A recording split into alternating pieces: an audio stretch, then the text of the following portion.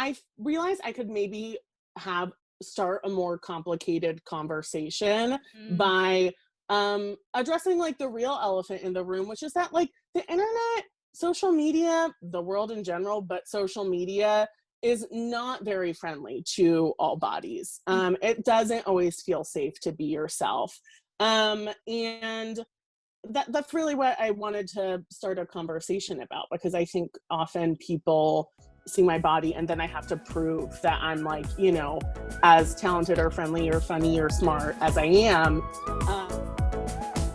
Welcome to Liquid Courage, the podcast where I, Amanda Pereira, sit down with a fellow female artist that I admire and ask them the questions I've never had the guts to ask them before. Sounds scary? Well, it is. So I use a little liquid courage in the form of their favorite drink. We cheers, chat, and connect as I attempt to soak up all the wisdom these women have to offer. Today I sit down with Sean Taylor and enjoy some fire ciders. Sean has worked in fashion as a plus-size fashion blogger, social media manager, and body positivity advocate. You may also recognize Sean as a contestant from the hit reality competition show The Circle on Netflix. I fangirled so hard. Okay, I'm warning you now, spoilers are coming. So if you haven't seen The Circle yet and you don't want to hear spoilers, pause this episode, go binge it, and come right back. If you haven't seen The Circle and don't care about spoilers, here's some context for you. So The Circle is an American reality competition show on Netflix where contestants are isolated in their own little apartments provided by the show. And they can only communicate with each other through The Circle, which is a computer program on their TV screens, which essentially looks like Instagram. They can post photos and bios and send each other private direct messages without ever meeting in person or seeing each other live. So the way the show is set up basically allows any of the contestants to post fake photos or act completely differently than they are in real life, aka catfishing.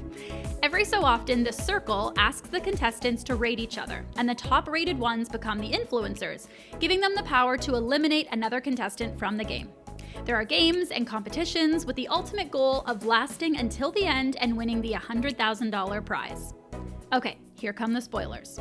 So my guest today, Sean, joined the show later in the season in episode 6 and decided to go in playing as herself personality-wise, but to use her friend Colleen's photos instead of her own.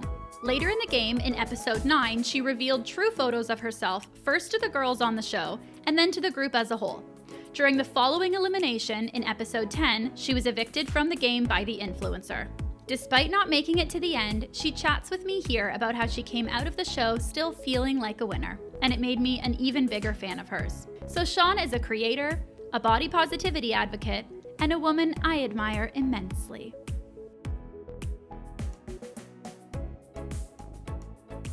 Hi, Sean! Hey, how are you? So good. My voice went so high out of excitement. It needed to come right back down. That was way too excited. I have to tell you, I was so convinced that this wasn't going to happen. Like, I really thought, I'm going to have to cancel or like something's going to happen because I really didn't believe. I just feel so lucky to be sitting here chatting with you today. And I was like, there's no way this, for real. I'm like, there's no way this is going to happen. I'm like reading all your interviews, listening to all the podcasts you've been on. I'm like, I'm not going to get to chat with her.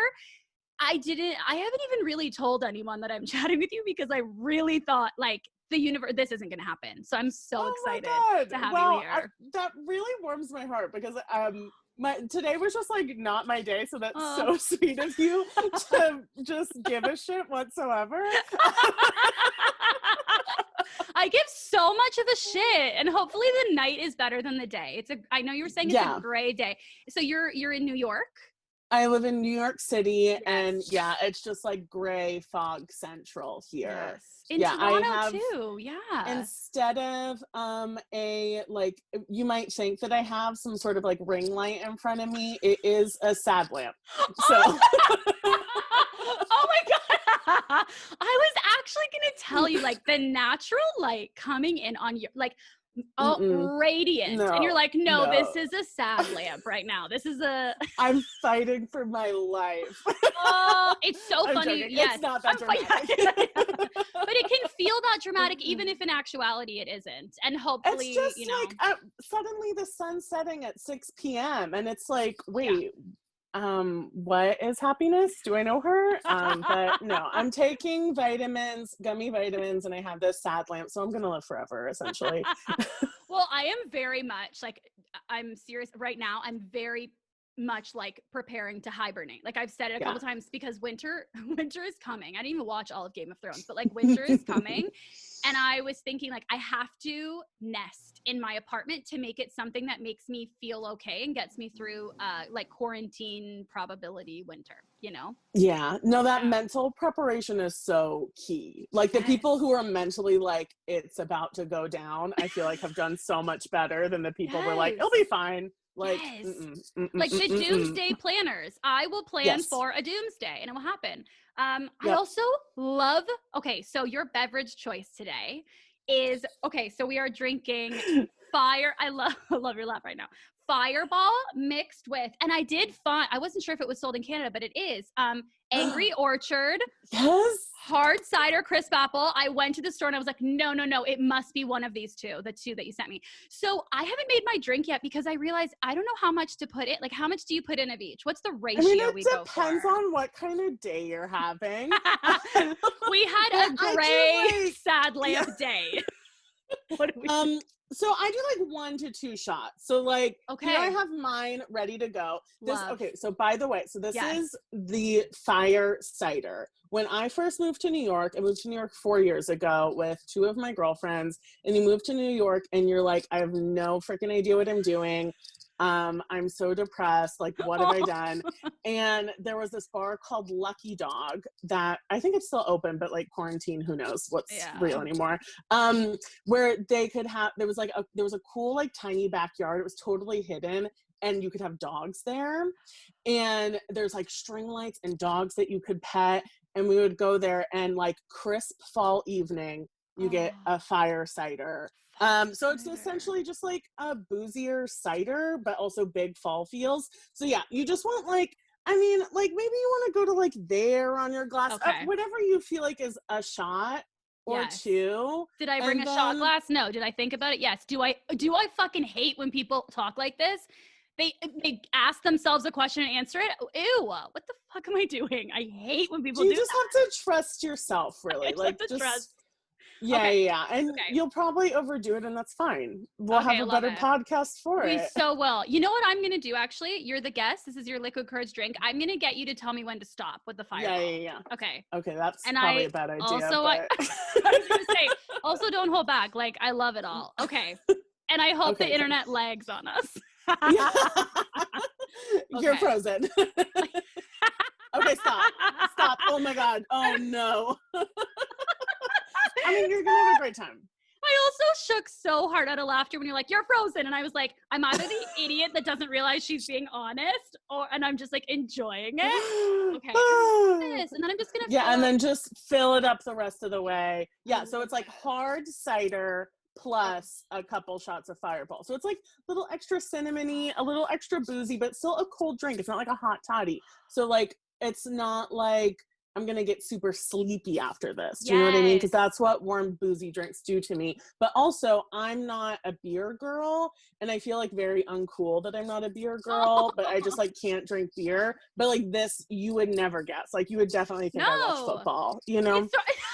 It sort of looks like a little bit of head. Exactly. And and you know what I love too? Like we're recording we are recording around Halloween time. And so it's sort of like she's in disguise, like she's in a Halloween costume. I'm going too far. Okay, I'm going to try this. I'm so excited. It smells amazing also. It smells so good. It's a fall drink for sure. Oh, I love this. Isn't it nice? It's so good. It's 2 ingredients. And it's going to get you there for sure. And fall, you know? What else did you want? And fall. That's all. This is a fall drink. As soon as you said my new favorite fall drink, I was like, I'm there. And then it's funny because I had to email you back being like, oh, is it like a hot cider? Is it like a hard cider? And then when you said it, I was like, oh, I am excited. It's so good. The cinnamon whiskey like almost makes it like richer and deeper. Do I know what I'm talking about? No, but this is so good. Yeah. No, you're welcome. I was just going to say that you read my mind. I was literally just going to say thank you. Thank you so much, Sean. Okay, I need to keep I need to keep down in the alto and not so soprano, these poor fucking listeners are like, oh, it's like the dogs are hearing me. Burger is running to the camera. Yeah. Like, did you call me? Burger is her dog. I should also preference. I should also preface. I've had one sip. Okay. Well, completely unoriginally, I would love to start this off by asking you about the circle. Are you just like, of course, once again? Okay. No. It's such a good, I guess I should also say, and I want to ask you about this later. I am very aware that it's so strange that I know some things about you, acknowledging that like I know 1% and people probably assume they know so much about you. And you know nothing about me. So I love reality TV. I used to be so ashamed of it. No more, no longer. So when I found out you loved reality TV, I was like, oh, yeah, I have to talk to her. I love reality TV. And then I loved The Circle. Loved you on The Circle. Loved the show. Found it so exciting. So I'm so excited to ask you about it. And I was like, should I start off with something else? And I'm just like, fuck it. Let's do it. Okay. Okay. So for some context for viewers, because again, I don't want to make you have to repeat your resume and life story every single time you talk to someone. But so at the time, so you're working in New York City as a social media manager, and you got direct messaged on Instagram, how wild, to audition for this reality show that we don't know what it is yet. Mm-mm. So I'm so curious, as a fellow lover of reality TV, and also knowing that reality TV tends to sort of portray people, like they simplify them down to like stereotypes or caricatures or things, right? In a lovingly way, love your reality TV. Yeah. What fear was there deciding whether or not to go on a first season, you brave angel, a first season of a reality show? And what made you like ultimately decide to say, okay, I'll do this. I'll accept the offer if they give it to me? Okay, so I was terrified on every level, like truly terrified. I like would sometimes even like wake up like in the middle of the night, like clenching my fists. I was like so stressed. Well, because it's just like I think I just felt very aware, and like, and now I feel even more aware, but even still as a reality TV lover, felt very aware that anyone can make you into anything in editing, you know, like you can just sit there and be a church mouse and they can put some kooky music behind it and suddenly you're a psychopath. Yes. It's such a vulnerable position. It really is. Yes. And I think I also felt a lot of pressure. My whole life is, you know, like body positivity, fat acceptance, being a plus size woman, and size inclusion in fashion. And so it felt a lot of pressure, like, oh my God, I don't want to let like my community down, but also like this is my whole career. This isn't just like, you know, my hobby. This is like what I eat, sleep, and breathe, you know? So it was like, it was a big risk. Fuck yeah. But I don't know. I think I knew that like, it's like reality TV is just, it's lovely and delightful and entertaining and flawed. And I have seen, of course, like it's so natural when you don't have a lot of representation like you on TV, and then something comes around, it's easy to be let down by it, because it's like, oh, this didn't express every facet of who I am, and how could it, because it's like the one person who looks like me on TV that's going to be on TV this year, you know? So I had to accept that like I can control what I can control, and I know my values and my principles, and I hold those like really strongly. And so I'd rather it be me who really fucking knows my shit than someone who's just like, you know, yeah, why not? But yeah, being fat kind of sucks. You know? Like, I knew that like I wasn't going to be that person, and I might have to walk like might have to make some like tough choices and walk a tight line to share what I really wanted to share. Because sometimes like reality TV just doesn't have space for nuance, you know? Exactly. But I like had I was talking about it in therapy, which I think has been wild for my therapist. So I'm like, guess what, Brittany? But do you think she's just like, oh my God, they didn't cover this in school? Like, reality TV was not a unit. Like, I don't know what the fuck to do with this. Yeah, exactly. Big curveball for Yeah. her. Yeah. So funny. But I was just like, I had to kind of trust the universe, because I was like, what is this story that like the universe is trying to tell me, that I am like this girl? Like I actually like went to school for acting, and then realized like, oh, I don't see myself getting to like exist like fully. I don't see those parts for me. I feel like I'm always shrinking myself or being like a caricature. So like, what is this story that this girl like kind of finds her calling, moves to New York, gets this crazy opportunity, and then becomes like the villain of her community? Oh. that would be so like, that's not right. It's so No. messed up. So I was just like, that can't happen. That can't, yeah, that can't be the end of the story. Well, and I know you were talking on another podcast about like experiencing, and I'm paraphrasing your answers here, and please let me know if this is misrepresenting your experience in any way. I know you were saying with acting, you know, it's like you loved it, but I think your words were, you didn't feel like it loved you back, you know, and TV, and especially reality TV. I mean, first of all, it's not body friendly. It's just not friendly. It's not human friendly. Like, let's just be honest. So I commend you for once you decided you wanted to do it, then it's a whole other part actually doing it. And I like commend you for that. What were sort of your hopes going, like once you decided, okay, you know what, if they offer it to me for sure, I'm going to accept it. What were your hopes going into it? First of all, coming from being an advocate in the body positivity community, feeling like this is my bread and butter, but also being like a fan of like a fangirl of reality TV. What were your hopes going into it? My hopes, I think I felt very aware as someone who works in social media and a lover of reality TV, that the show is just like the first quarter of the ball game, you know? And love like, that. So smart. Yes. I was like, I'm gonna play the long game, and it's a long shot that I would win the circle game, but like what is much more likely is that I could have the opportunity to touch people's lives in a way that I would never have otherwise. So that was like the biggest hope, is that I could have like, because that was really my dream. And like I won that. So like the rest of the show, it's like that was like just a really cool opportunity, but like I actually got something that I really have dreamed of for so long. Yeah. Oh my God. I'm so glad that was the result of the experience so much. And I know, of course, like there are nuances in that there's like negative and positive experiences along the way, of course, but I'm so glad.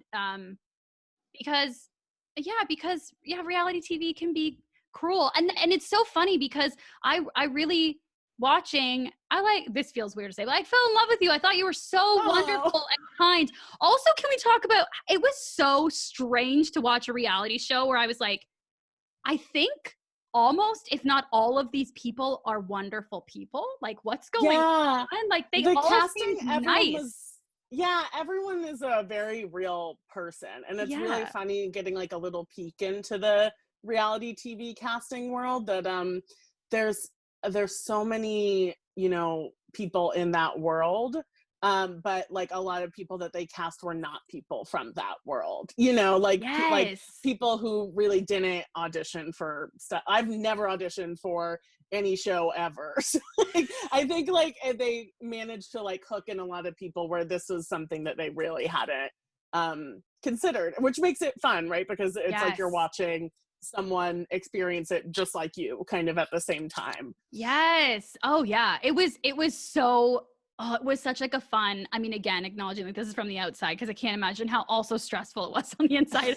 On the outside, it was such a fun, like social experiment to watch, especially knowing who was posting photos of themselves, who wasn't, who people thought like, oh, they're for sure not posting photos of themselves. And you're like, yeah, they are. Like, you know, all these different theories running around. And okay, so you decide I'm gonna go in if they cast me, and they cast you, and you're like, I'm going in, and you make the decision that you are gonna use your friends, you're gonna use your personality, but your friend's photos, your friend Colleen. Okay, my first question is, how did you choose which friends' photos to use? Like, I would be so stressed that my friends who I didn't choose would feel bad. So it's really funny because I felt like I had to choose someone who, like, I have a lot of like very down to earth friends who like it's funny, like having this experience. I realized like there's like worlds that I'm just like, it's like not my world. Do you know what I mean? Like after the show, there was like a trip where all of us went together and went to Miami where Colleen lives. And it's like nightclubs till 3 a.m., bottle service. And I'm like, I do a dive bar on the corner of my block and I go home at midnight. Like Yeah. this is not my universe. And that's like just none of my friends' universe either. And so like I knew that like if I was gonna really do this thing, I had to do it with someone who was like, I was like, who do I know that's like a freaking like bikini model? It was like Colleen and I, like, we actually hadn't.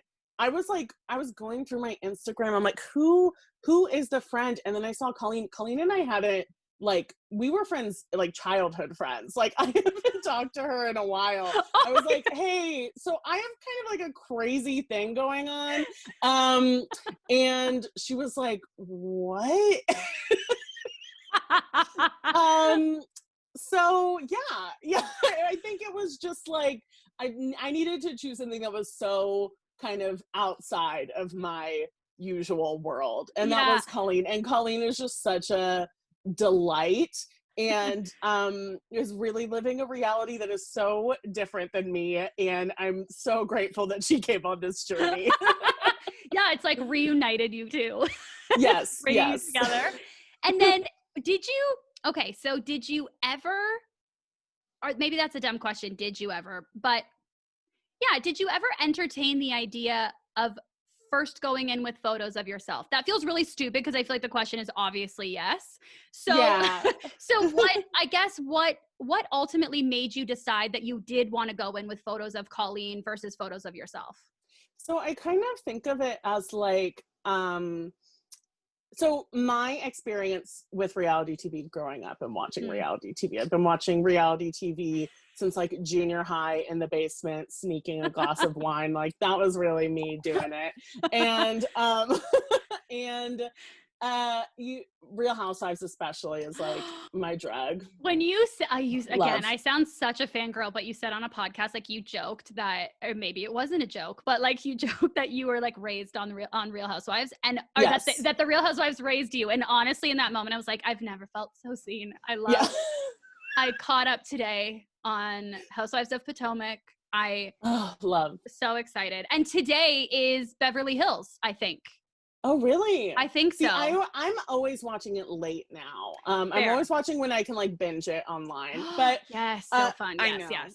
I love them. But honestly, like when I watch reality TV or like Keeping Up with the Kardashians, like it's not size inclusive, body friendly by any stretch of the imagination.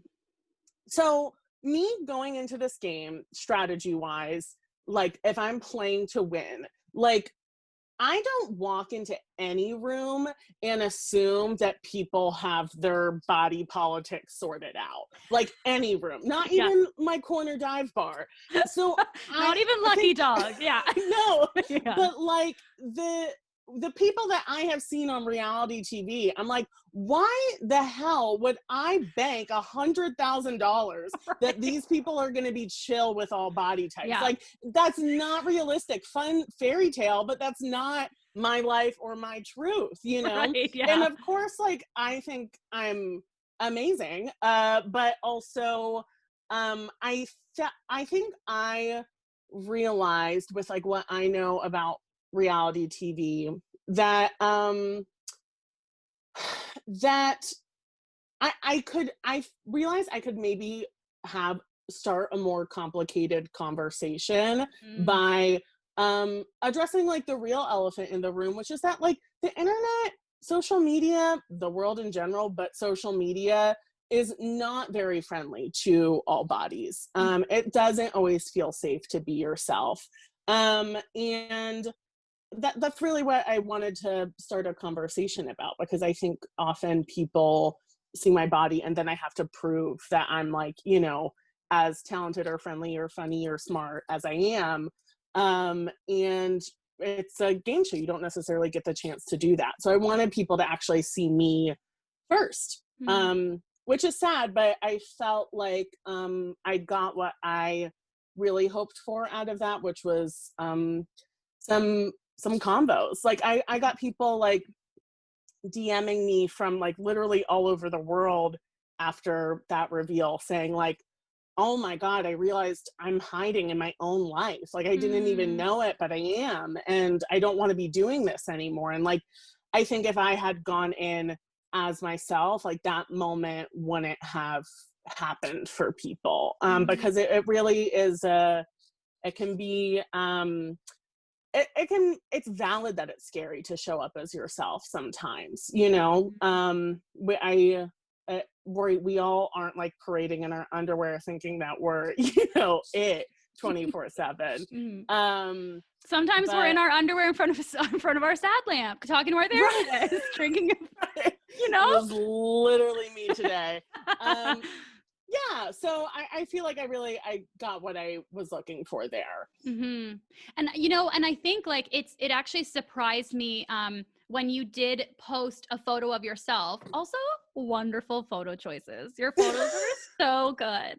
The profile photo you made of yourself, I was like, that is a fucking gorgeous photo. I'd be like, catfish. She's a catfish. That's not a real person. There's no way. I was like, I don't know. So funny. But I was also pleasantly surprised by people's reactions. And I also know, like, again, reality TV watcher, I have to be like, well, they know they're on camera, but still a lot of them seem, or maybe all of them seemed, I'm just trying to run through all of them in my head to like accurately represent my opinion here. Like, don't want to misrepresent myself. My God, get over it.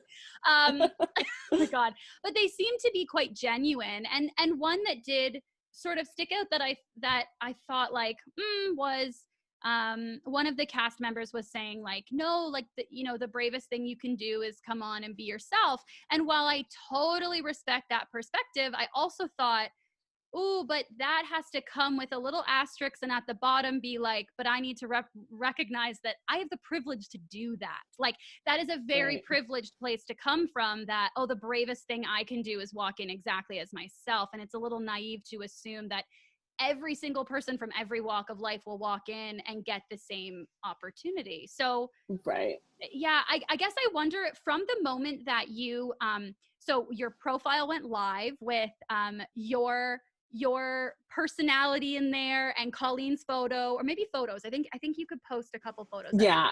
So when it went live, and then between then and when you revealed your true photos to the whole cast, was there any moments in there during like the activities you guys had to play or conversations where you were doubting your decision? I just doubt myself all the time, and I'm like, yeah, I think I felt, I think it was, so I had decided my strategy before, right? That you decide your strategy before the game even starts, right? And I didn't know that I would be going in later in the game.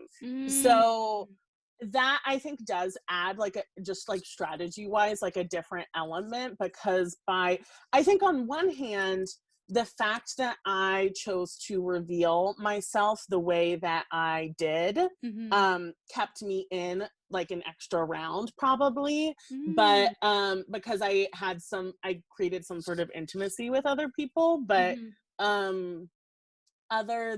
but I quickly recognized with people who had intense loyalties to one another, you're at a disadvantage by not being able to have your full self out there, you know, because like it's like, oh my God, you're my BFF and like I'd die for you, and I'm like, it was like day 3. I got a secret. I know. Yeah.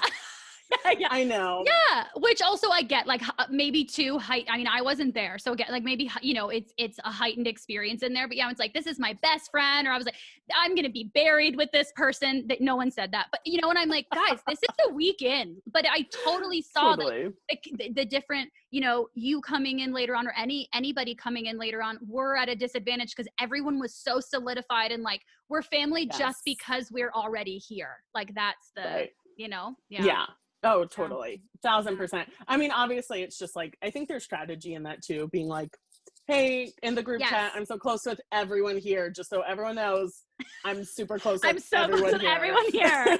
Just so I'm convincing myself, I'm so close. I should just say that to myself. This person wants to be my friend because they're my friend and they want to be my friend. And then you're like, oh, I feel better about myself. Attention, everyone. Yeah, Yeah. no, absolutely. It was so weird. Coming in late was so weird. It was just like, wait, what? It felt Yeah. like trying to like get into like a jump rope. Do you know what I mean? Nightmare. But also it's like there are just so many layers to like what everyone is doing and saying. So it's really, yeah, it's hard.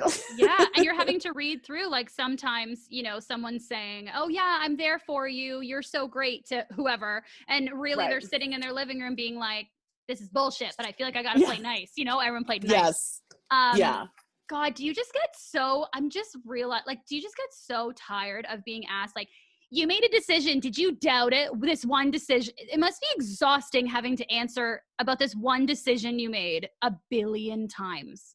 I knew that would be a big talking Mm, point from what I did. I think what is more like, um, emotionally tiring is mhm. when someone thinks that they like know everything about me. That decision, it's like, Yes. that was like one thing that I did one time. And I felt like I explained why I did it, but it seems like you like were like texting your friend while that happened.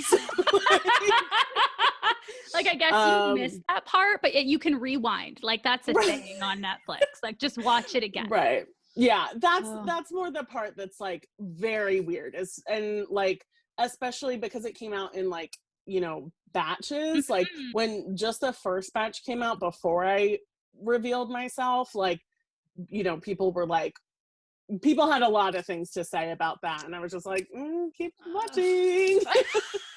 Also, I didn't ask for the Yeah. opinion. Put it in the Right, junk right. mail. Goodbye. Yes. Yeah. Oh my God. Well, yeah, especially when you don't know the ending yet. Like, chill out. Yeah. Yeah. Hold your horses. Hold all the horses back in the stable. My God. Right. 100%. You know what else was so interesting to me, again, like social experiment wise, was how many contestants, yeah, contestants, right? Is that a Mhm. weird? Okay. Yeah. Okay. How many contestants who were in a relationship, in a romantic relationship in real life, chose to put in their status that they were single? I And think like everyone yeah, did. that's what I was Yeah. saying. I'm pretty sure. I mean, I'm pretty sure you would know way better than I was when you were there and you know these people. But it was so interesting because so I'm in a monogamous long-term relationship, have been for long time, and I kind of, I don't know, like I kind of get it because I've had the experience where with men and women where as soon as they find out I'm in a relationship, I can like almost see in their face that I've become less interesting to them. And I'm like, I'm the same fucking person. And the thing you think Yes. is off the table, I was never offering. So I'm confused why. And I wonder, like, what do you think that says about how how a value of a person or perceived value of a person changes when we find out they're in like a monogamous romantic relationship? It's like you're less worth someone's time or something. Yes. Yeah. No, I think it's really funny. I think in the game specifically, it just felt like it was another card to play, Yes. you know, Yeah. and that you were like, you know, I think like, I don't know, to me, it just seems pretty shocking if you actually like thought you were going to find love on this show or Right. Like you something. can't But even see each other until you're gone. no, Like what no, is but like yeah. maybe you would come across some dope that thought that, and then Right. you would be in luck because you were single the whole time. Yes. But yeah, no, it is funny for sure, for sure. You know, I think also like for me personally, like I just don't. I just believe in the year 2020, like male friends are kind of obsolete, you know? And so Mhm. I just like, to me, it's like pretending that I am single is really like that. What else are we going to talk about here? Do you know what I mean? Yeah. Yes. Actually, what was so fun was watching. So, for viewers and listeners, like two of the characters were both catfishing. So Alex, oh my God, I'm panicking now that I'm going to say these names wrong. Alex was catfishing so Alex, a man, was catfishing as Adam, a man, and used photos that he thought would be more conventionally attractive than how he looked in real life. And oh my God. And Seaburn was catfishing as his girlfriend, Rebecca. Yes. And then, oh my God. And the best part was watching, and both of them are in like monogamous romantic relationships in real life. They are both like married up, basically. Them flirting with each other, thinking that it gave them a leg up, like watching Alex lay it thick on Rebecca, like watching that dynamic was so funny, and also just so like, oh yeah, we really do think that we'll have more value if people think we're single. Like we really do think that. Yeah. Oh my God. Totally. That was, I mean, I think it's just more like, I wonder if it's maybe more that it feels like a more concrete alliance to be romantically interested in someone than to be like, you want to be friends? Like, yeah, sure.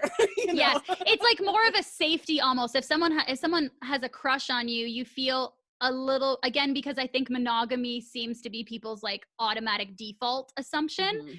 And so then they think, oh, well, if they're friends with me, they could be friends with everybody in the circle. But if they like me, they probably don't like everybody like that. Yes. Yeah. That's totally fair. Here I am like, therapists, they don't value me as much. And you're like, well, it's also just they feel a little more special. I love that. Okay. So almost immediately, again, I don't want to make you talk about this in nausea because I feel like you are asked about it all the time, but you're so sweet. Thanks, Sean. You're so lovely. You're just such a wonderful person. Again, I don't know you that well, just from what I know. You're wonderful and lovely. But almost, okay, so first you reveal yourself to who you think are the ladies in the bunch, because it's including Catfish Rebecca. And then, but you almost immediately after revealing yourself to the full cast, the cast member who is like the influencer who has the power that week decides to kick you off. And I really want to say this sincerely, that like, no, I'm not here to like shit on anyone. So no disrespect. And also like, I'm not here to put you in that position because you're still friends with these people. So genuinely no disrespect to any other cast member. And I acknowledge again as a viewer that I know nothing. But it felt like a little bit of bullshit. And also, I was very bummed to see you go, just because I loved watching you. Like, your one-liners were so funny. Or when you were like, I don't know how to react to that. Like, with your cute little white fashionable shades and your gorgeous bikini. And you're like, what the fuck do I say to that? Like, you were just so funny. Anyway, so I was just sad to see you go for entertainment as well. I love watching you. But also in a weird way, I was like, I hope this is the right word. Like, I felt like you were vindicated a little bit, or it was almost like, see, she fucking told you this is what she's been telling you from the beginning, and you're all nice, and now you kick her off. Like, really? Guys, you know? No, totally. I think a part of me felt that. I think everyone was pretty shocked, and as the person who was in there in the room when Joey kicked me off, I think I think when I think I was really one of those situations where you have to make a tough decision and you kind of panic and make a decision. And I think when he found out, like when he realized like where my alliances were, like I was not gonna I don't know, let him walk out of there and not know that I had him at number one. I know. I'm just like, you bastard. But I felt like he was, you know, it felt like pretty like solemn and respectful and remorseful, you know, as he was doing it.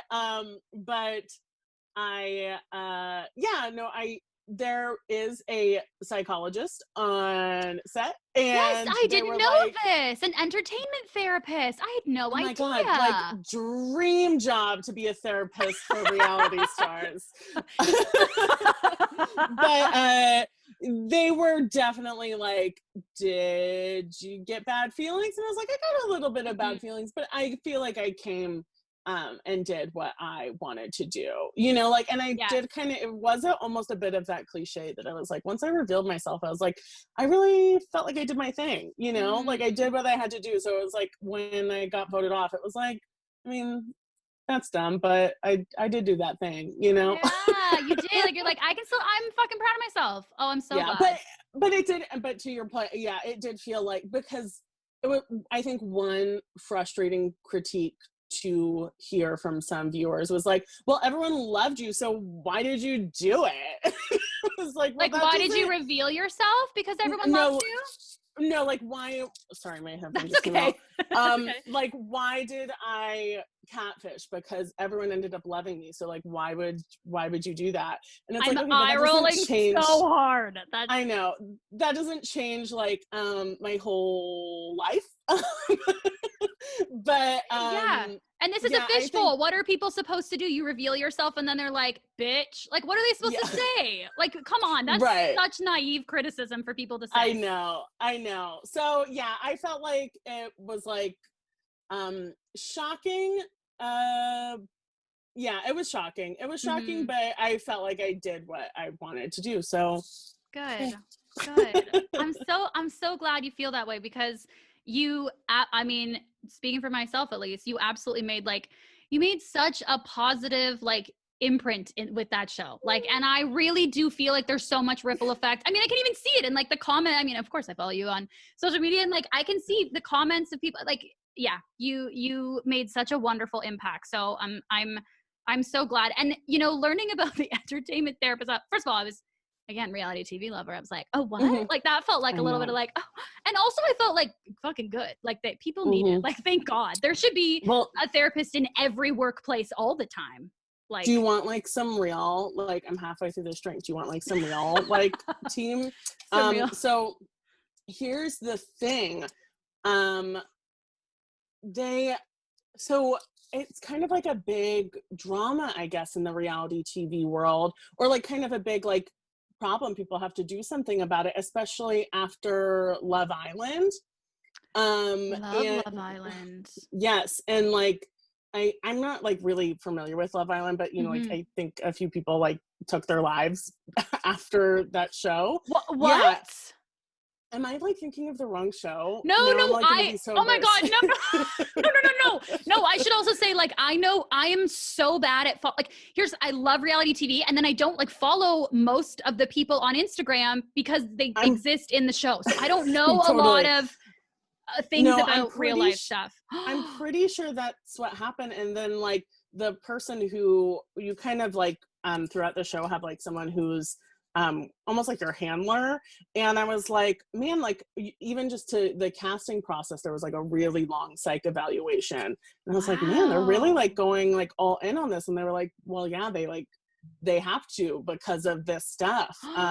So yeah, I think that's something that's like in the industry that's like kind of probably changing. I think it also is in part due to like how different it must be reality TV now with social media versus when we Yes. didn't. Like you do something, an editor can make it whatever they want it to be, and then you Mm-hmm. have millions of people just like, and that's the nature of reality TV. It's like so black and white, like there's a Mm-hmm. good guy, there's a bad guy. You did something stupid, you did something smart. There's like Mm-hmm. nothing in the middle.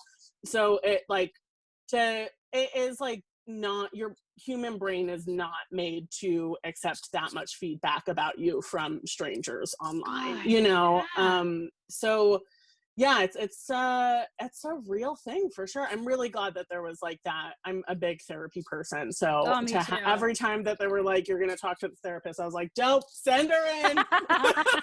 The only reason I'm on this show is to get therapy. I would go on a reality show just to get free therapy. Right. Yeah. When I like almost first started seeing my therapist, like I'm going to say maybe 6 months in, there was a time where I literally had to tell her that I was starting to have anxiety about her retiring. And I was like, you can't leave me. And I knew fully, I'm like, I am projecting. Like I know all the terms I'm doing right now, but I got to be Yeah. really clear that you can't leave me. And what's funny is like, I am in a program where it's therapists in training because it's cheaper. So she's like, I'm not even a therapist yet. And you're worried that I'm gonna retire. Like I'm like, what if you move? But no, 100. I love my therapist a healthy amount with good boundaries. But I Me love too. her, and I agree. Like it's also just when I found out that they have these entertainment therapists, like first of all, absolutely anyone going on a reality show deserves to have that kind of support. 100 million percent. Right. I also started a little bit evaluating myself as like a reality TV viewer, and just thought like, how much of watching reality TV is being entertained or indulging in like people's trauma? That is, I think this, being a part of a reality TV show at points, I felt like I was watching the sausage be made.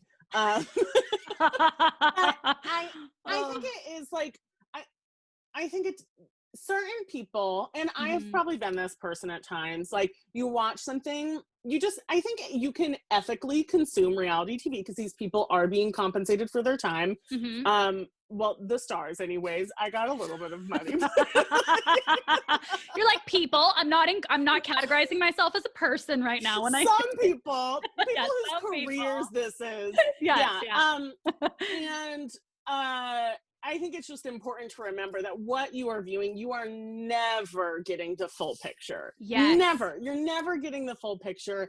And it's so easy for a producer to create a story out of nothing. And I think even a really like media adept person literate person could see that could get confused by this, could miss things that are happening. So like, just maybe don't like harass someone online. Like have wine with your girlfriends and yell at the TV and be like, oh my God, they're so stupid, blow off some steam, live your life. Like that's what I love reality TV for. But like then making it like your life's mission to like, let this person know that you figured out what they should have done. Like you didn't get the full picture. Yeah, you didn't get the full picture, Like keep it, watch it on TV, keep it on TV. Like I would never, even if I think that's part of it, is like I would never go and message, this is a real life person. I would never go and message that person anything negative. You might say, hey, I loved you on the show. Great. But don't think that you know enough about anybody on TV to warrant you a fucking negative opinion. I'm sorry. No. Yeah. Like, no. That's a really, I like that. It's like, I like that because it allows me to keep watching reality TV, but I like that it's like, do it responsibly. Fully know. And if you are really, fully know. And also like, you don't have the right to approach people. Do you think, would you be on a reality show again? 1,000%. Really? What show would you be on? Sean, what show would you want to be on? That's a really great question. Because I don't know what I don't know I would be on this show, so I don't know what the next show is for me. I would love to be on The Circle again because I felt so nervous and very aware the whole time of like everything that I'm gonna say and do is gonna be, whatever. But like I think I probably would have more fun a second go around. But I wish I could be on like Great British Bake Off, like some sort of like amateur skill person. Like I wish I could be on that type of show. Like Nailed It, maybe? Yes. Oh my God, fun. I would love Nailed It. Or what's it called? I mean, I would love to be a Real Housewife. Hello. I love it. It's so funny. I don't know anything about Big Brother. But like, I got so many people compare it to The Circle. And a friend of mine, Jessica, who was on Big Brother, she reached out to me like after the show happened. She's like, hey, we're both plus size, we both like we're on reality TV, let's like meet up and get wine and like talk about our experiences. And I was like, very cool. And I was like, I don't really know what Big Brother is, like tell me about it. And she's like, well, there's cameras 24/7 on a live stream and we have to do physical challenges and also it's just like crazy drama. And I was like, you went to boot camp and I went to like a daytime summer camp. No, I feel like Big Brother is like before COVID and then The Circle's like after. Like you were quarantined or anyone, you like, oh my God. No, but Big Brother, okay, so we also love Big Brother. Big Brother, the finale is very soon. You should totally get on board and I will give no spoilers because I hate spoilers. But they also have Big Brother in Canada. And one time I was at a bar, I don't even know where I was, some random bar. and I went into the bathroom, and I swear to God, I had only had like 2 beers, but like the full cast of season 1 came into the bathroom, all the ladies. And I looked over and I was like, I'm fucking hallucinating off of 2 beers. Like, there's no way this is happening. And then they were speaking, and I was like, no, I guess hallucinations can't speak. I don't know why that was like, yeah, they're real. But I ended up talking to the winner of season 1, and she was saying, hey, actually, like tomorrow we're casting, and we're each supposed to bring in 1 person. Do you want to be my person? First of all, I was like, again, it's like our chat tonight. I'm like, this isn't happening. Like, there's no way this is happening. And I immediately, my gut was like, no. And I turned it right down, because here's the thing. There is so much emotional drama in it of people pretending to be your friends. I cannot handle that lack of transparency. I would cry every single day. First of all, I mean, the kitchen is amazing because there's so much food. And there's a huge kitchen. I live in a little apartment in Toronto. I would love a huge kitchen, and everyone's cooking all the time. Like, you'd never have to cook. They have a pool. The house is wonderful. But the fact that I would have to be so calculated for months on end. And where's also, the therapist? Like, I don't know. I think I would lose my mind if I didn't get more alone. Like, I was alone, you know, like, but if I couldn't like step away and be alone, I would probably lose it. And any physical challenge, I would lose it. Oh, me too. There's no way. You know what's fun about it though is like, because I'll watch Survivor and I'll watch like the challenge and those physical things those physical challenges that they have to do. I'm like, there's no, like, I think 5% of humanity can do these and not like want to pass out. The ones on Big Brother, I mean, again, what wasn't there, never been there, but they make them a bit more fun. They're still they're definitely still physically demanding. Like, you have to like hold yourself up on a wall for, I don't know, 2 hours in paint being sprayed on your face. But I'm saying but there's no end to the sentence. That's awful.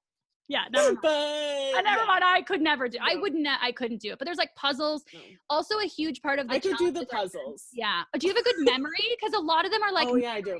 Oh, you do. Mm-hmm. So you know what? You would be great. Yeah. Like, I know everything. Like, you'd be great. I feel sick. I need to go to the nurse. Like, there's actually like. I'm sick. Yeah, that'll be me. But there are a lot of contestants, and I've always thought, like, if I was one of them, this is who I would be. There's a lot of contestants who, like, the beginning challenges are mostly physical, and then you get to the end, and they're way more strategic and about memory, about the game. And there's a lot of people who just sort of go under the radar for a while during the physical challenges. And then as soon as the challenges get to be like not as physically demanding, they're like fucking on top of it. My time to shine. That's what I would do too. Yeah, 100%. Okay. Yeah, so we'll do that. Okay. I like that. Yeah, right? Let's do a little of that. Okay. So we got you on Nailed It, get you on British Bake Off, maybe Big Brother, we'll see. Everyone needs to be nice in there. Or maybe we need a therapist. They just need to bring a therapist in as one of the contestants, and no one would vote them out just so that they can have free therapy for months. Totally. Okay, so during the circle, you were forced to be like very hyper aware of how you were coming across online, in quotations, like on their platform within the show. And what other people, like, it sort of anticipate other people's perceptions. And I'm wondering, how did being a contestant on The Circle change how you see your online presence in real life after the show? That's a good question. I feel like it made me more aware of what is digestible. That's like not a super like fun or sexy answer, but like, just like, I think like people can't understand like, here's all the complicated truths about me, you know, like people like through media generally have to just know you like bit by bit, and then they see who you are. But it's hard because it's like, I don't want to, I think maybe I felt pressure to be someone that people were like expecting, you know, or that someone that people could digest. And I try to be my full self online, and I have down days, and those are in plain view, and I'm pretty like weird sometimes, and like I like that. I think like after being on reality TV and suddenly having like a pretty big following, like I miss just like shit posting, you know, just like Yeah. random memes, or like, I don't know, I'm just like angsty, you know, like I like don't do that as much, but when I do, sometimes it feels great. So, Yeah. like, you know, just kind of Yeah. like being aware of like how what's digestible, but also wanting to be a full, complete weirdo human. I'm an Yeah. Aquarius, you know what I mean? Are you? Okay, do you Yeah. know a lot about horoscopes? I don't, and I love them, and I don't know why I don't ever just Google. I say this all the time, like, I love them, don't know. Fucking Google, What's your Amanda. sign? I'm an Aries, but I'm a cuspy Aries. Oh, wait, okay, wait. Initial laugh when I say Aries, I must know. Are we Well, it's like, just are we funny. matchable or no? Well, I don't know. That's a good question. Aries are the babies of the zodiac. So it makes me laugh that Oh. you're like, I could just Google it, but I won't. Said the true little baby. Oh my god, that's so interesting.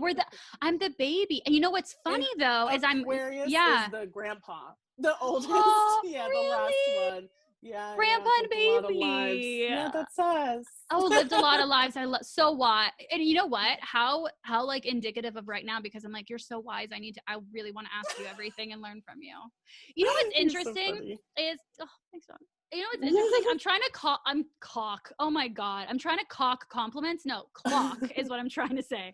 I'm trying to clock compliments and let them land. That is the most Oh, wanky thing I've ever said. But that is what I'm trying no. to allow myself to do, because so often I'm like, people don't even need to say negative things to me. I will just Mm. anticipate or like Oh, yeah. pretend to read their mind and put shit in their mind, and then that will stick. So when people say something nice, I'm like, say thank you, so you're at least forcing yourself to hear it.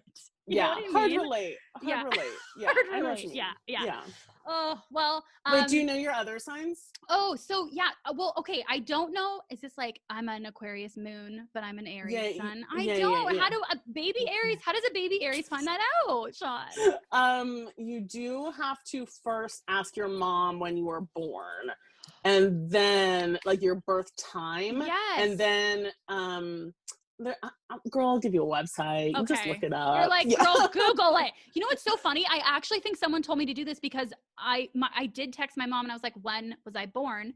And she told me, and then I think I Googled it and didn't understand the chart, and then I ran away. It's confusing. I'll walk you through it. I Okay. will. I Yeah. would love to learn this. Well, and what's interesting is growing up reading J14. Is J14, does that sound familiar? Yeah, Okay, yeah, because I'm yeah. like, I don't know if that's a Canadian magazine or not. Yeah. So I'm thinking it's not. If we've both heard about it, it's American. That's No, what we're yeah, that's yeah. what we're banking on. But in J14, like half the time I was in Aries. So I'm April 19th. So I'm the last day. So half the time I'm in Aries and half the time I'm a fucking Taurus. So, but Oh, most of the time in other magazines or online, they say I'm an Aries. So that's what I go with. Aries. Yeah. Aries. Yeah, yeah. Because 420 is like the ultimate Taurus day. Mm. I have a friend who's 420 Aries, and like, I mean, Taurus, and obviously like weed day, but also Taurus is big, like So snacks hang on the couch person. So I feel like it's the Oh. ultimate Taurus day.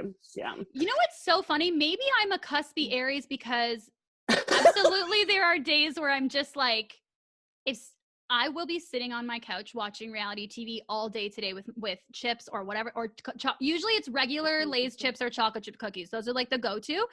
And if anyone asks me to do anything, I'll be like, not on the agenda today. So maybe that's the like pop-up Taurus. I don't know. Who It could be. It could be. I mean, I don't know. I would really love to learn more, and I need to learn more about them. Do you? What are your moon sun things? Wow. Well, I don't know when it happened to me that I became like the annoying horoscope person. Remove annoying. Remove annoying. But I do love to tell people about their horoscopes. But I'm not a pro. I'm really not. I'm like an armchair astrologer. I love it. I am an Aquarius sun, Yeah. a Pisces moon, and a Virgo rising. So Aquarius sun, your sun is your identity. Aquarius is very like buck tradition. I'm a visionary. Oprah is an Aquarius. So like, I feel like that's kind of all you need to know. Name drop amazement. That was great. Oh my God. you. I'm going to have someone lame. I already know it's going to be like Michael Cera is an Aries sun. And I'm going to be like, perfect. Like, fuck. Too funny. Okay. Yeah, and what else? Then Pisces moon, big, sensitive, space cadet energy, which is true. I'm a sensitive girl. And then, but I have so many Pisces people in my life. So I feel like I draw in that like sensitive person. And then Virgo rising, your rising is kind of like the role you play in the world. And Virgo's like big planner, mommy energy. And like, that's also definitely me. So I hard relate to it. Fuck, I wish I knew what my moon sun rising was. Also, like, armchair horoscopes or armchair. Is that a new podcast that we are going to be starting? Because that's amazing. Yeah. Like I think we're definitely going to have to talk about yes. this more. I need to create space in my life where I do this more. Yeah. I love that. Okay, I'm totally going to do my charts and figure it out. And sorry, I just like hijacked like a horoscope hour out of this, but we're going to rewind and see where I ask you. Sometimes it feels like you're yelling into a void, you know? Oh, God. It's nice to know that, like, people are there. Yes, people are there. People are listening. Love it. I was sneakily like, look at my horoscope chart, me doing this. No, it was a panic. I'm sweaty now. I'm going to do it after, and I'm totally going to read up. I'm so excited. Yeah, I'm ready. I'm ready. Okay, so with so much feedback from online, completely unsolicited, or if you're, posting a question on Instagram or something, how do you, like, you talked about staying grounded in what your opinion is and not sort of getting swayed in the different directions, positively or negatively, but how do you stay grounded in your perspective of yourself and like valuing that the most? Therapy, mainly.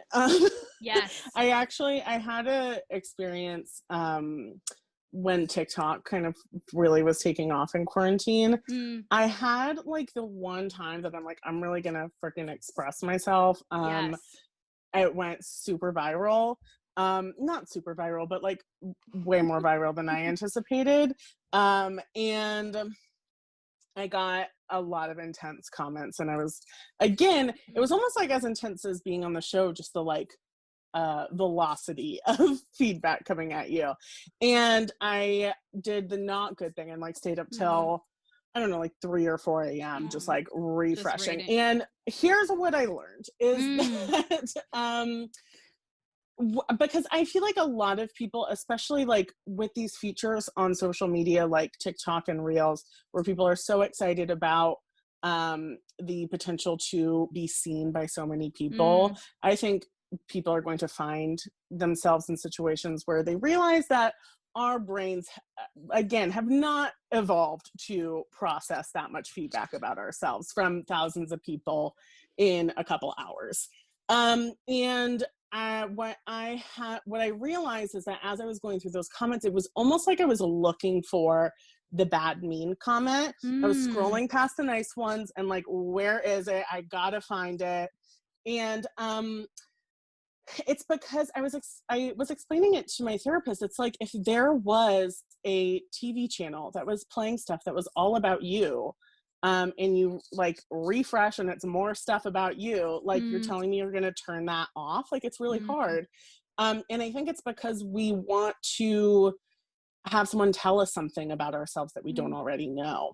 And the reality is like these people, like strangers on the internet, probably aren't going to tell you something about yourself that you don't already know. And if they did, like I have to trust myself that like if there was something that I didn't know and I needed to know, I would be able to hear it and like make a change. But like it wouldn't happen from refreshing the comments a million times to find it, you know? It would probably maybe come from a friend like calling me in and not 1,000 strangers. Exactly.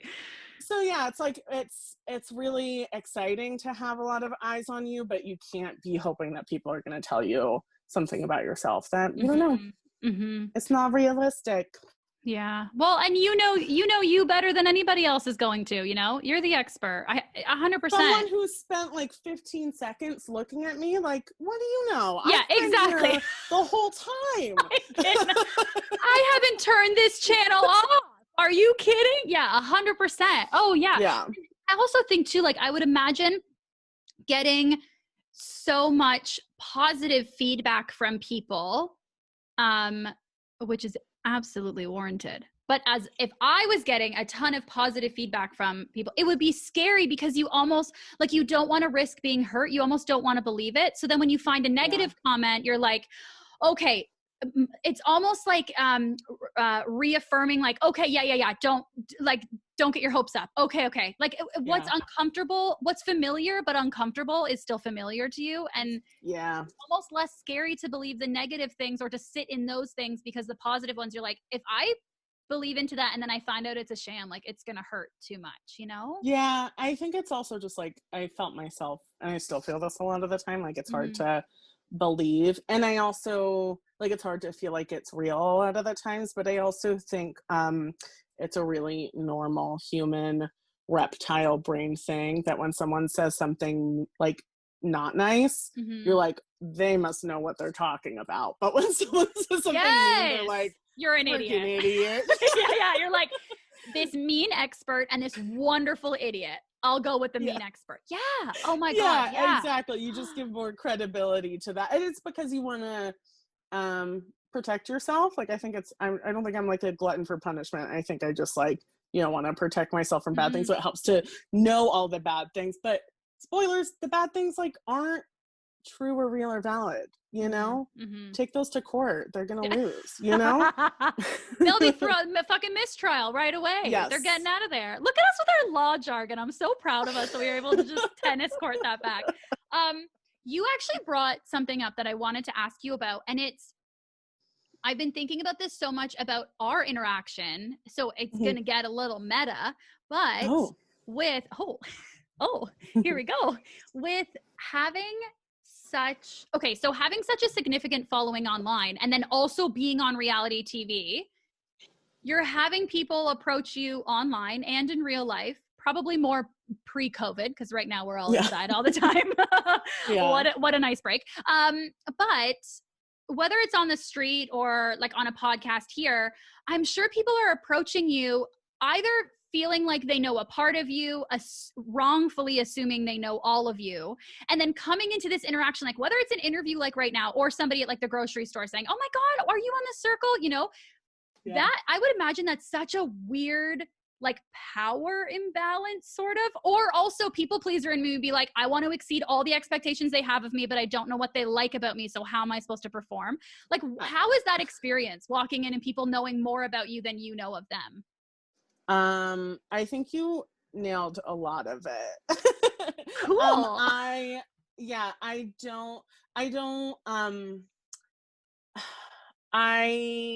get, how do I even say? I feel pretty uncomfortable when someone is like, you're amazing and be my best friend. Like, I'm so flattered. I really have trouble making friends, actually. Like, and that's not to say like I'm not like a lovable person. I have friends that I know that know me extremely well, and there's like 3 of them, and like I'm kind of like, I'm set, you know? And so when someone like idealizes me in any way, like I'm more of like, I want something that's like intensely intimate, and we can hold each other accountable and we can hold space for each other. And like, if there's that power imbalance, like I feel like I just am like, I'm gonna completely not meet any of your expectations. I feel really uncomfortable. But I feel like if it's a situation where I'm like, oh, I think I feel more comfortable like in a setting where it's like, hey, like Q&A, I can give you advice about what I know, great. But it's like, let me approach you and like, do you want to go grab coffee and be my friend? I'm like, I feel like I'm just gonna like suck at that, you know? Yeah, and you sort of don't get to like, you might get bleh, bleh, bleh, bleh. I've had hardly any of my fire cider and I'm like bleh. In that interaction, you might get to ask them questions about themselves, but it's almost like they might just assume that they know you already. And then you skip that whole first friendship date. Like that's not fun Yeah. for you at all. Yeah. Yeah. I think too, like very weirdly, like I have just kind of found myself a lot in life, like, um, having experiences a few steps before like some of my peers. And so I'm often like, giving advice or being a mentor to people, and to people who reciprocate and love me, like that's so rewarding and special. But um if there's not that a reciprocal dynamic, then it's like, oh, I feel kind of like sad and drained. Do you know what I mean? Yes. Yeah. But I Yeah. feel like this is like really going in now. It was therapy day today. I I, I really do. I love getting to connect with people online, and I have found like it takes time online, I feel like, to find people that you have like real connections with, where they're like, I'm sticking it through and I'm watching everything and I'm here for you and I care about your well-being. And I'm like, oh, more of you, please. I love that. And I feel so like extremely, extremely lucky. I really never thought I would have these things to get the opportunity to make people like change the way that they see themselves maybe. So all of that sounds like I'm like a grouch and like not appreciative of it. No. I think also like quarantine has made me like my stamina for social interactions that isn't like pizza on the couch watching reality TV with my friends is like, oh, Yeah. it's like hard, you know? Yes. I actually, you said something in a podcast that like genuinely hit my heart so hard. I am going to brutal this, but you were talking about that because you delivered it so beautifully that there's no way this is gonna be my copycat version. But you basically said how having any sort of small talk interaction with anybody right now is like exhausting because there's so much real life because you have to actively push aside all the real life deep crap that people are all going through right now. And honestly, I was like, yeah, if I felt you articulated my feelings so hard. Thank you for that. I feel you on that. I don't want to talk about the weather because like people are dying from so many things and people need to, I'm like, I can't talk to you about the weather because it's too much active work on my part to push down me being on the verge of crying for a million reasons that I don't know. Yeah. A million reasons all the time, constantly. Yeah. No, 1,000%. That's hard. And I don't have people who, I feel like you have I don't have people who feel like I owe them some sort of positive response all the time. Whereas like, I think people online can often be like, oh, I love this person online. They're an influencer. They owe me this. And you're like, no, they're a human being. So I don't think you sound like a grouch. I think you sound like a human being. Thank you. I really appreciate that. Yeah, 100%. And I know like you've shared some really like beautiful, real, like significant parts of you online that I think are so wonderful. Like I know this year you shared that you're bisexual. You shared about possibly being diagnosed with ADHD. Like you shared all these like beautiful human parts of you, and I wonder, like, I was curious, how do you go about deciding what and when to share parts of your life online? I feel like kind of my barometer for it at this point is like, am I like robbing what I think a big something that really motivated me to come out like about my sexuality is that I had a lot of people in especially post circle reach out to me, and they were queer, they were like whatever, and I felt like I wasn't able to connect with them on that level, even though that was who I am. And I think like my barometer, at least for right now, is like, is it like robbing me of an opportunity to like connect with people in a way that I want to connect with people? And I think also like can it make someone feel like a little less alone? Those are like the those are the big ones. Yeah. I do have things that I keep private, even though I put a lot of it out there, but at both leading with, I think, both of those ideas, it's like, I feel like I'm living more authentically, and I think making people feel less alone online is like really important. Makes me feel good. So yeah. You beautiful angel grandma energy. Wise. All the wise, the wisdom from your horoscope. Was it your moon? No, your sun? My son. Your son. Yeah. Your gorgeous, wise son is just, oh, that was wonderfully said. What a beautiful, also like exceptionally generous barometer that like truly, that was amazing. I think a lot of it comes too from like the experience of being on the circle. Like for a long time, my weight felt like I felt for a long time like it was something that I could never talk about. It was just like a really big wound, everything I felt about my body. And so suddenly, and I had done a lot of work previous to that in my relationships and with myself, where I could live more authentically as myself, like not under some expectation that like, oh, you probably want to change, you probably want to go on a diet, XYZ. And I think suddenly having the public at large, see this thing that was like so, like wounded about me, and love that it was, brought to the surface, brought to light. Suddenly, like some of these other things just really fell out of balance with that. Also I love Brene Brown. So all of that will really get you there. It'll get you to be a wise little son. Yes. Well, and like, I feel like, cause I know you were doing work in body positivity prior to being on the circle.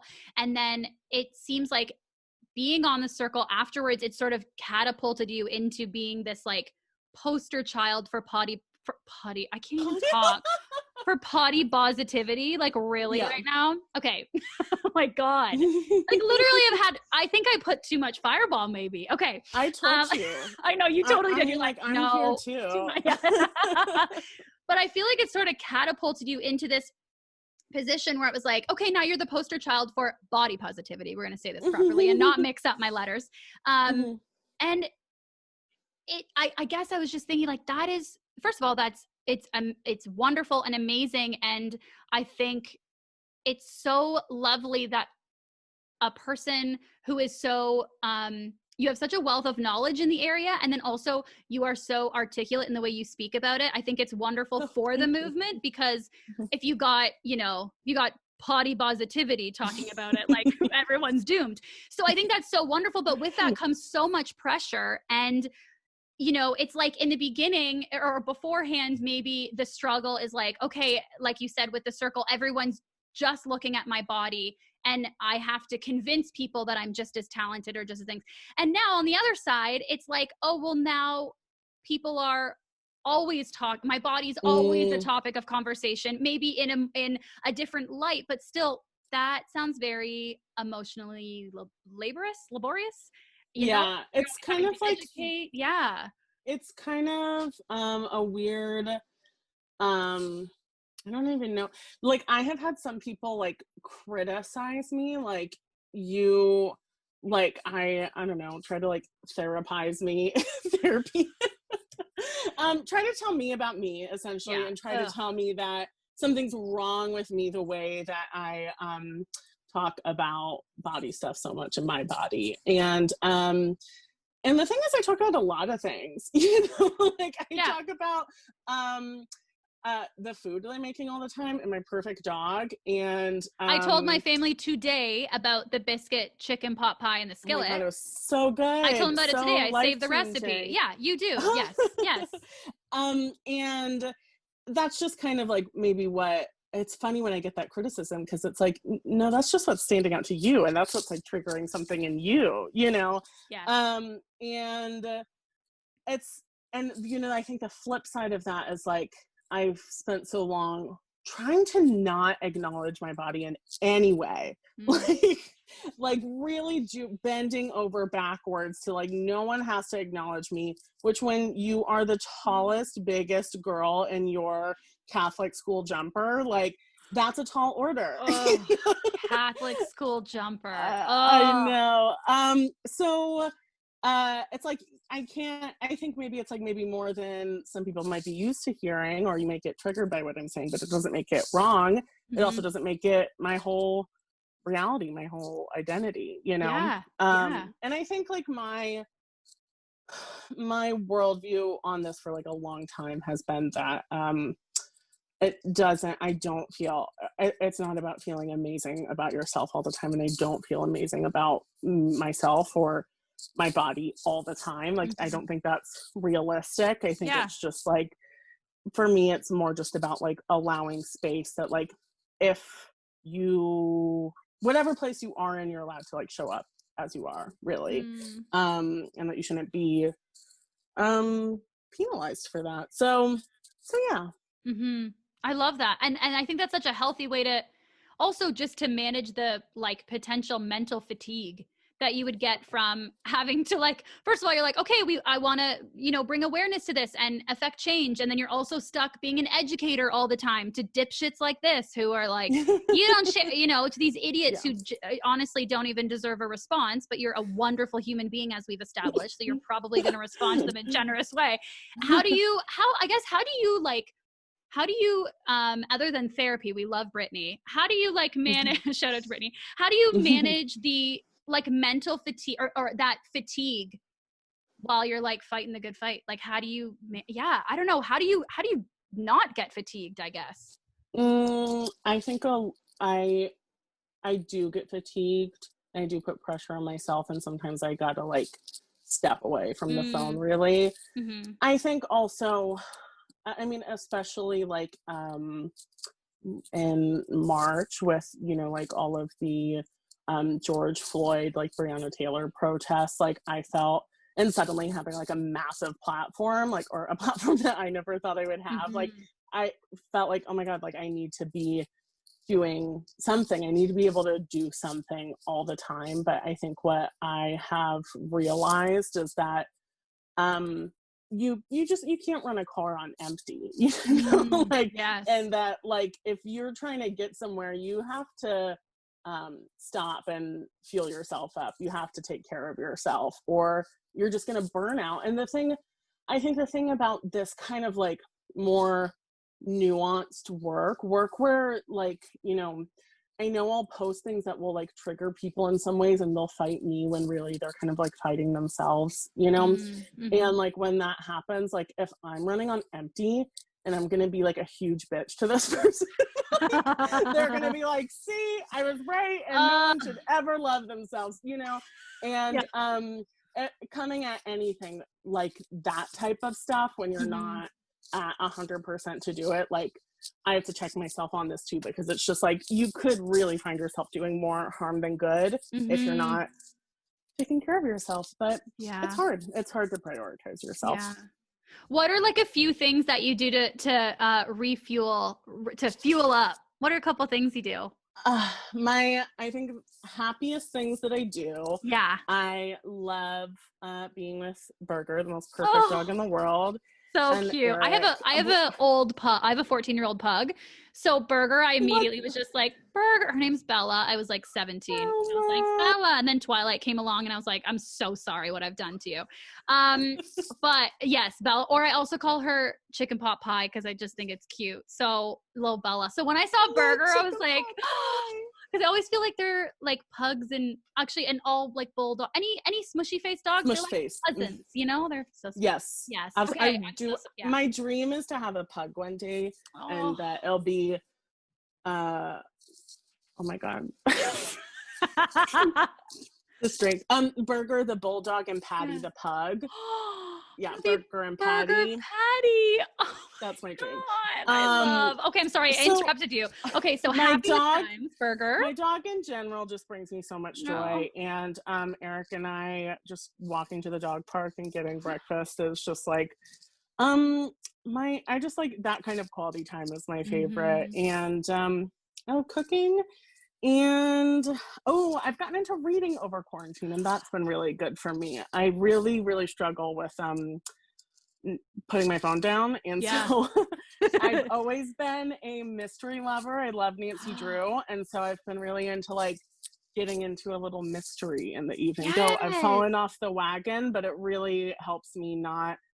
Just with like TikTok, I've said it a million times, but I feel like I'm pouring Mountain Dew directly onto my brain. And so that's not good for you, actually. Yeah. You actually shouldn't do that. So reading a book, go figure. Yes. Are you, yeah, you're like, oh. Are you, what, are you reading a mystery novel right now? Even if you haven't read it in months, but what are you reading right now? Okay, well, I haven't started it yet. I think it's called The Searcher.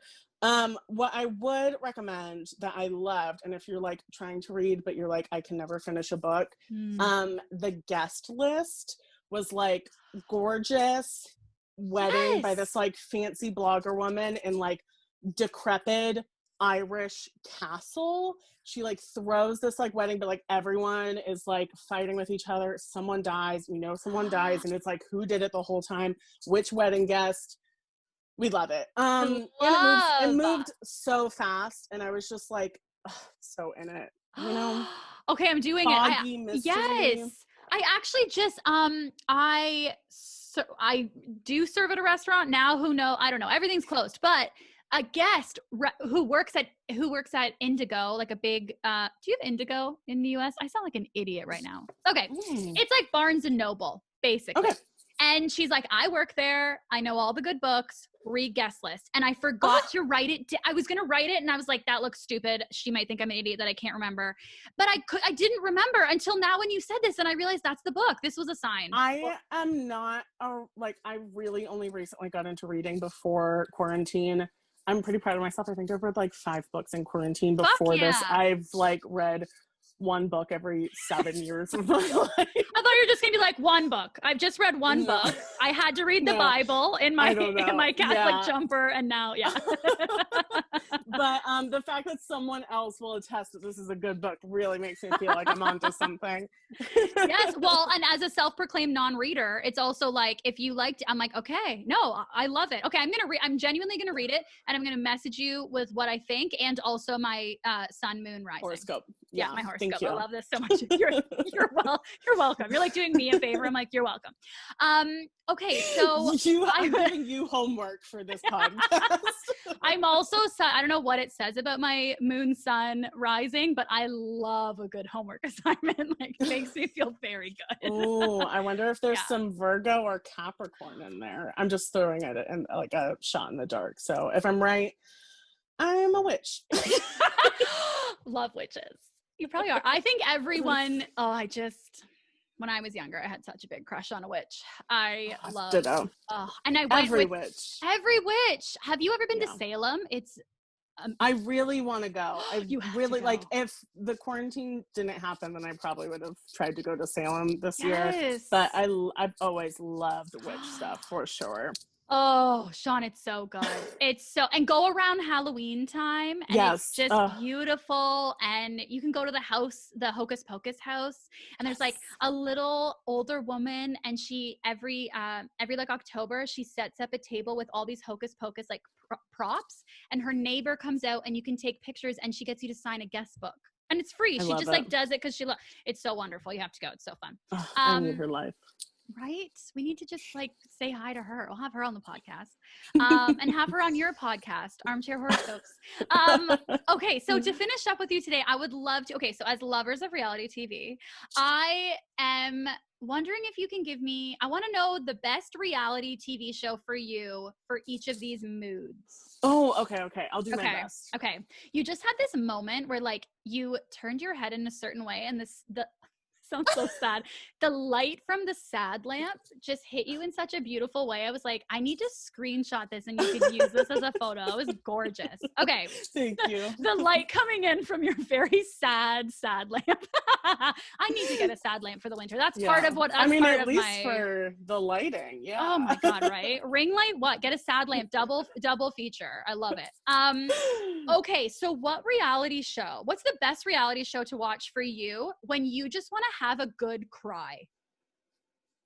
Oh, when I want to have a good cry. That's what we're all going to reality TV for. What a stupid one to start with, but like. I guess probably Oh my God, I know there's a good answer. Wait, can you come back to this one? Because I know I've 100%. cried at reality TV. Okay. 100%. Okay. Also, me asking you these questions without any preparation, like how fucking unfair and baby Aries of me. No, So no, 100%. no, I love it. I also love skip and come back. I love this so much because that's like, Mhm, that's mhm. 100% what they do on game shows too. Okay. There's no prize here. Okay. Best reality TV show to watch when you want to feel connected to the world or just connected Okay. to others. Obviously, Great British Bake Off. Great Oh. British Bake Off is the best of humanity, and if aliens are out there looking for us, we should just send them that. This is our resume. This represents, I love that so much. Okay. This is who we are. This is who we are in our hearts at our Yeah. best. Best reality TV show to watch when you want to turn your brain off, when you just need a brain break. Okay. I would say any sort of real estate reality TV. Yes. You know, or house flipping reality TV, any Yes. HGTV oriented. Oh, That's what I'm turning my brain off to. yes. Have you, Yeah. okay, so are you a consumer or lover of any of the $1 Million Listings or also Selling Sunset? Yes, I didn't watch Selling Sunset, but yes, $1 Million Listing. Also, there was that new show on Netflix. I don't know if they give it to you in Canada, but I hope so. I really the hope Hamptons. They're in the Hamptons. so. Yes. Yes. Yeah. Yeah, that's a and good one. yes. You know what I'm finding, which is so funny, I'm realizing, because I watch like the trashiest of trash reality TV and like love it, you know? Like Mhm. there's things like British Bake Off, which actually I've never seen and I need to so badly. I know. Love it. I know. Because all I hear is amazing rave reviews. But there's like that. There's like Nailed It, which I feel like is up there. The Circle's Mhm. up there. Like real, and I'm not like kissing ass. It's like things where you're like, oh, these are quality people, these are quality things. And then there's like crap, which I'm still gonna watch. But Yeah. I felt like Hamptons, also Selling Sunset a little bit, was a little bit of the, because I find it hard when I can really see that like, ooh, there's like systemic issues in here that no one's even addressing at all. Yeah, that's hard. That I'm just Yeah. like, ooh, my brain is not off right now. And that's, Yeah. Anyway, I mean, Yeah. that's everywhere. I mean, that's everywhere because it's in the world. It's going to be reflected in reality TV, of course. But Right. the Hamptons, there was that one guy who was a twin. And I was just like, everyone's Yes. treating him like shit. David, I forget his name. Anyway, Selling Sunset's a little bit like that too. It's like these two twin bald dudes who own this place. Then they only hire like gorgeous women. And you're like, this is gross. Yeah. But the houses. Yeah. Okay. I love that. Best reality TV show to watch when you want to be inspired. Oh no, I feel like I'm only gonna say like British Bake Off. house-related stuff now. Also British Bake Off. Just every answer is British Bake Off. If I want to be inspired, Mhm. oh, that's such a good question. I mean, probably some countries got talent, right? So for a second I was like, I don't think we got that in Canada. What is that? Whatever just country it any is of has got talent. Yeah, totally. Yeah. I love that so much. Just one of the talented ones. They Totally. just got talent. You know, like any of the some of us just have a lot of talent. The ones that I love on Netflix, there's some where they do like makeup competitions or like skin wars. Have you seen Skin War? That one's great. I know too. what you're talking about. Yes. Those are fun too, where I'm like, but I don't know if I get inspired. I just get like, I don't have any of these skills. Like there's no way. Yeah. You know, what's your favorite reality? Yeah. Oh yeah. No. Keep going. Maybe I'll be applicable to the next one. You're like, I'm going to save it so I don't have to say British Bake Off again. Okay. I hope it matches. You should just say it anyway. Okay. Best reality TV show to watch when you're just feeling a little sexy. I don't even know. What were you gonna say? What were you saving? I want to know what you were saving. Project Runway, but I don't like Tim Gunn doesn't make me feel that way. No. Although that's like my favorite. That is my favorite competition reality show. That's what I just remembered, and I'm like, but you know what else I love? See, now I'm just getting derailed. But also Top Chef. I love Top Chef. Love Top Chef. I get it. So this is the problem though, and like my partner and I were talking about this, that there's also like Top Chef and any of those. I need to have really good food already made, like leftovers, because I get so hungry and then I go to my kitchen and if it's not something really tasty, I get pissed. Yeah. I don't want Yeah. to eat this crap right now. Look what they're That's making on valid. TV. Yeah, I Yeah. get disappointed. No, that's really valid. Yeah. Thank you But so much. I think, yeah, those two are probably my favorite competition ones. So maybe those inspire Yes. me. I don't know. But when you feel a little sexy, I mean, Yeah. listen, I don't think I watch anything sexy, but Me neither. but what gets me revved up for the future is Yes. watching some of those Real Housewives of New York episodes where like they're just like all the helpers are really horny for some reason. And they're just like drunk late night, like just gyrating, and you're like, this could be me at 70. Ramona is 70. So that makes me feel horny for the future. Yeah. Yes. You're like, there is hope. Watching, it truly is like watching like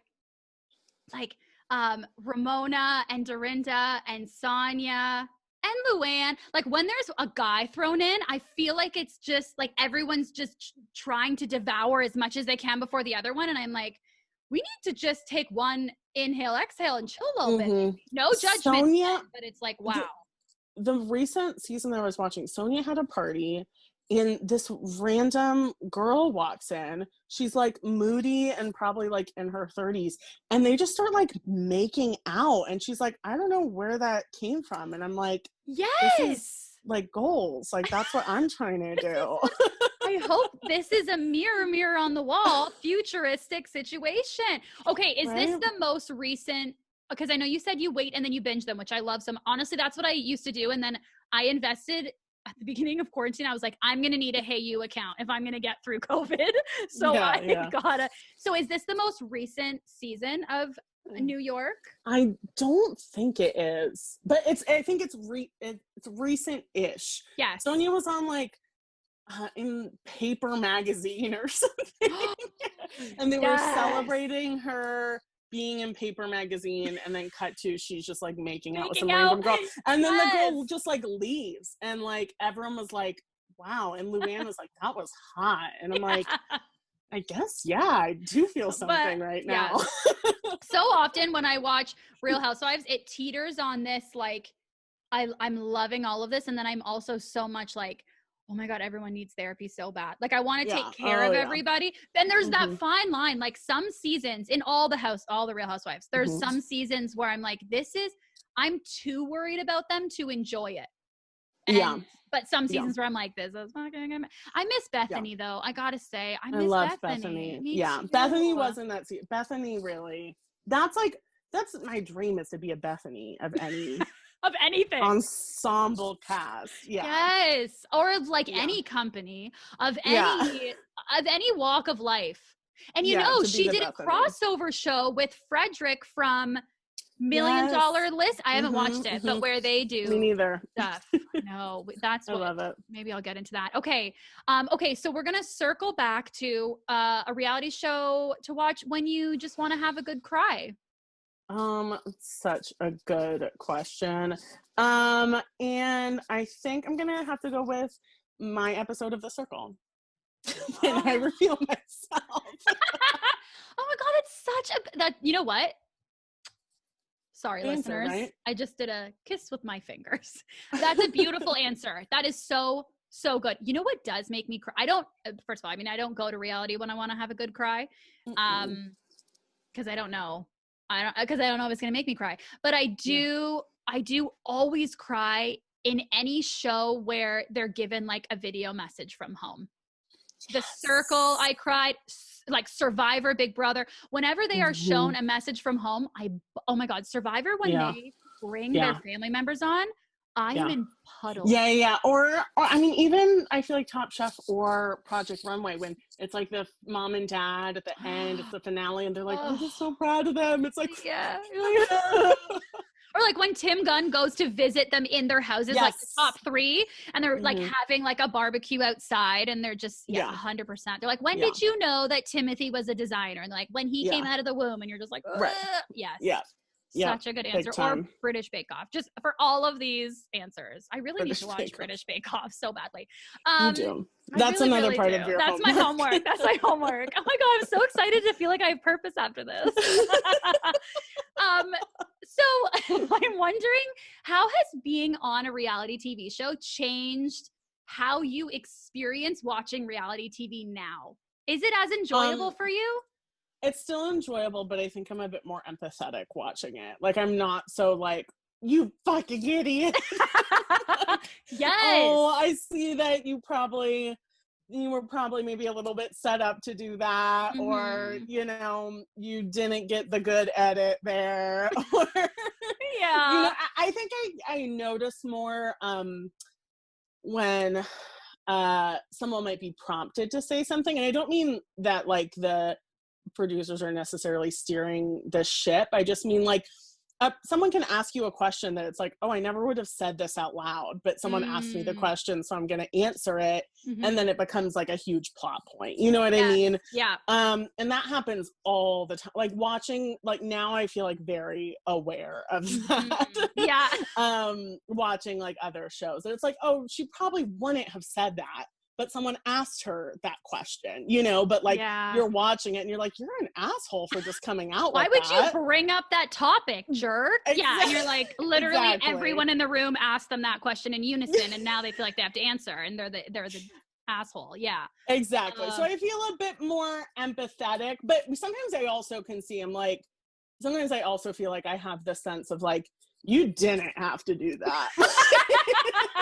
I've been there, and that was voluntary. Like yes, that's a lot. That's been on, you know what? And there's a lot too. Like sometimes people will say certain things, and I have such empathy again, because again, like they're in a microscope. Like you're being filmed all the time. That's exhausting. I was thinking about this, like, how would I like pick my nose, or how would I like get my underwear out of my butt crack? Like there would be be awful. so much footage of me picking my nose if I was in a longer show. Right? Like, oh my God, it'd be awful. And so I talked about picking my nose, and I totally forgot what I was going to say. But honestly, it's and that you know, you have this empathy, but there are some times where I'll watch and people say something, and I'm like, I don't know what in what context that would ever be okay to say. So I just really think that was like a shitty thing to say. Like, I really do think watching some of the Real Housewives now, I'm like, these people are geniuses for chaos. Like,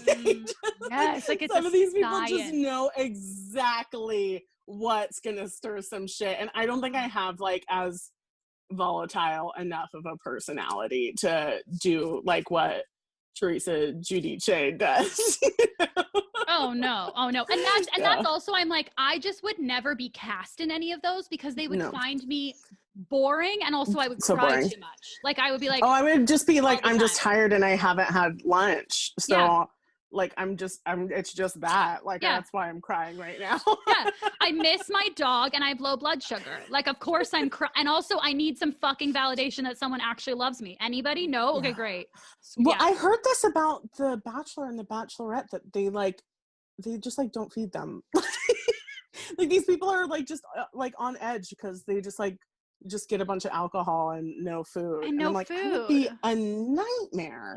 Well, and I found, yes, 100%. And I heard on a podcast you were on, thank you for guiding me towards this education, that they're not allowed to bring books, but at one point they could only bring the Bible, which is no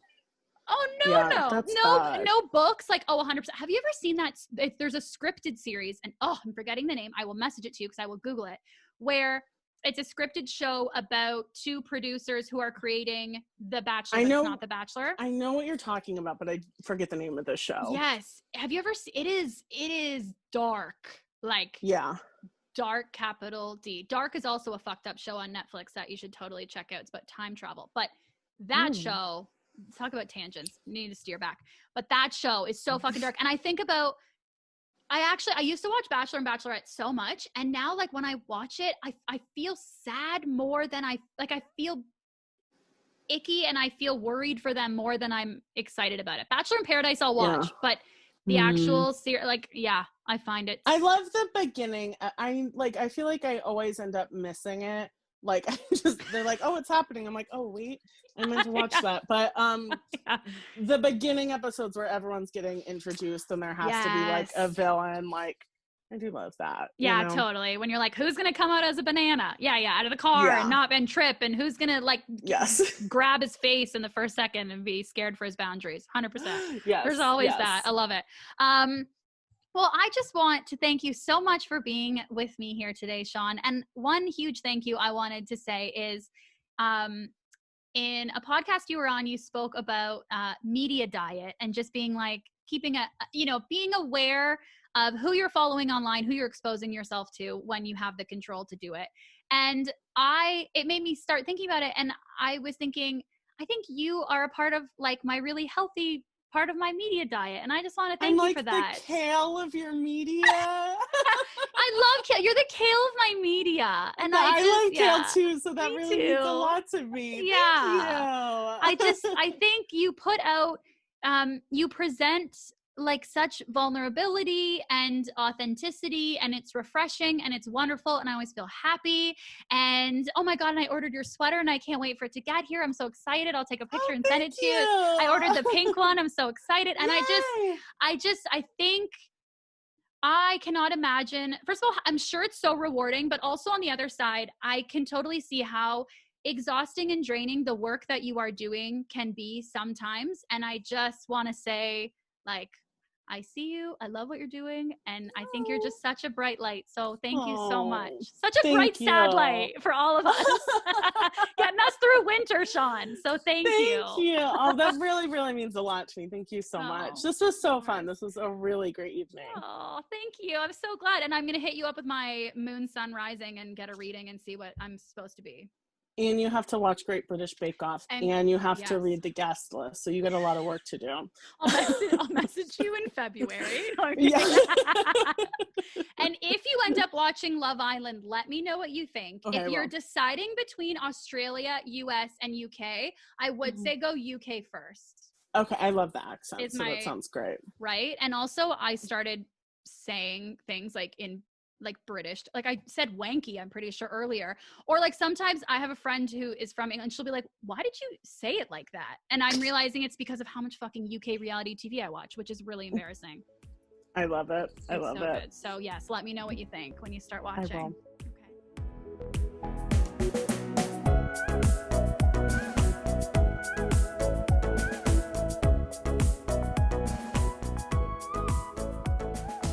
Thanks so much for tuning in to this week's episode of the Liquid Courage podcast.